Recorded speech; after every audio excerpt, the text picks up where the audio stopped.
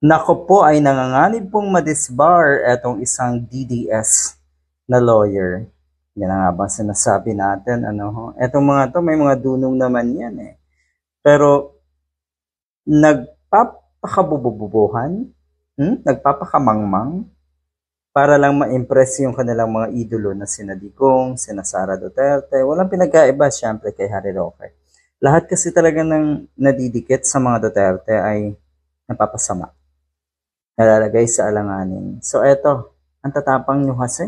Akala nyo talaga hawak nyo ang buong mundo, ang lahat ng mga kababayan natin. Akala nyo talagang paniniwalaan kayo ng mas maraming kababayan natin. Nako, malabo yan. Eto, nahaharap sa kasong disbarment nga, complaint, etong isang ito na nagngangalang Glenn Chong. Ito kasi yung nag-dare daw kay First Lady Marcos, Liza Marcos, to face him so he could slap her. Mamantakin nyo, babae yon.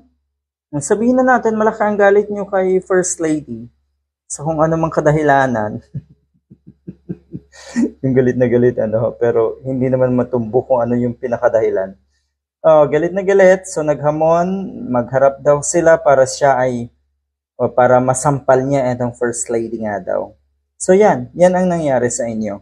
Bakit ikamo? Lawyer to eh. Alam niyo naman yung mga code of ethics na tinatawag ng mga profesyon. At sa tingin ko, pagdating sa mga lawyer, yan yung may pinakamataas na standard ng code of ethics.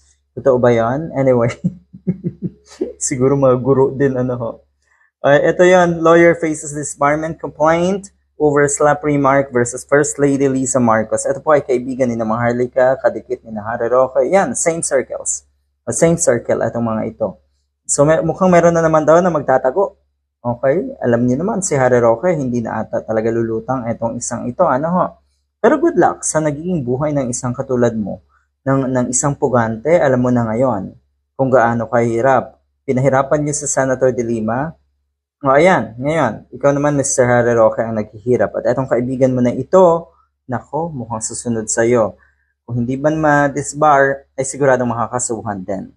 Ito, in a statement, he stressed that lawyers should be impertinent. Hindi dapat tayo bastos. Mataas talaga ang set or kalidad ng mga lawyers dapat, ano, kahit sa ating mga katunggali sa korte, sa politika o sa buhay. At lalong-lalo na dapat hindi tayo bastos sa kababaihan. Ayan. Saan ba nagmana yung mga katulad na ito? Digong. Si Digong kasi napakalaming mga kabulastugan at kalimonyohan na gustong gawing normal. Ang tingin naman ng mga diehard na ito ay normal na nga yung mga yon. So dyan kayo napapahamak.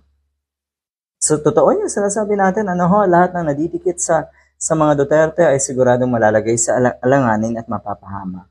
We shouldn't be impertinent, even in our actions in court, in politics, or at home. We especially should not be discourteous to women. Napakalinaw na ito, ha? Napakalinaw. Sige lang, good luck kung ano man ang mangyari dito sa lawyer na ito. Nothing new. Ganyan po talaga ang mga diehard.